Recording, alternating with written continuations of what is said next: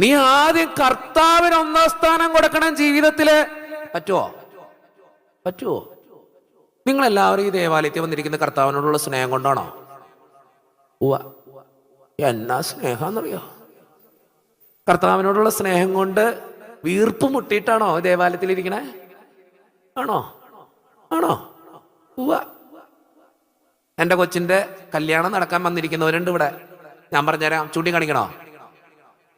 വേണി കാണിച്ചുതരാം. എൻ്റെ കുടുംബത്തിന്റെ കടബാധ്യത മാറാൻ വന്നവരുണ്ട് ഇവിടെ. എനിക്കൊരു രോഗം സുഖപ്പെടാൻ വന്നവരുണ്ട്. നമുക്ക് അതൊക്കെ മതിയിടവേ.